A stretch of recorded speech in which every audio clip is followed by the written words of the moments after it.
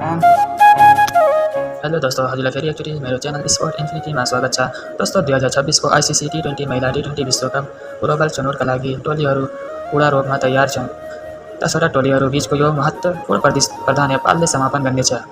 यसपटक नेपालले आयोजना गर्ने अवसर पाएको छ, जुन नेपाल क्रिकेटको लागि ठूलो गौरवको कुरा हो। यस प्रतियोगिताबाट केवल 4 टोलीले इङ्ल्यान्ड र वेल्समा हुने विश्वकप खेल्ने मौका पाउनेछन्।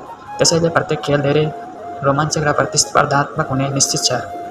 सहभागी टोलीहरूमध्ये नेपाल, आयोजक Bangladesh, Scotland, America, Thailand, Ireland, Netherlands, Zimbabwe, Namibia र पपुवा न्युगिनी हुन्। आफ्नो स्थान सुरक्षित गरेको क्रिकेट पपुवा न्युगिनी टोलीलाई धेरै धेरै बधाई छ। अब सबै टोलीको एउटै लक्ष्य छ, विश्वकपको लागि अन्तिम 4 स्थान कब्जा गर्ने।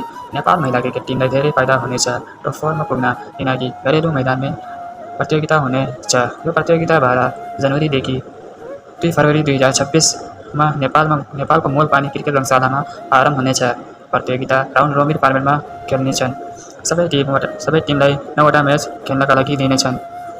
हजुरहरू अरू जानकारीका लागि मेरो च्यानल स्पोर्ट इन्फिनिटीलाई सब्स्क्राइब गरिरहनु र भिडियोलाई पनि लाइक शेयर गरिदिनु होला। जय नेपाल।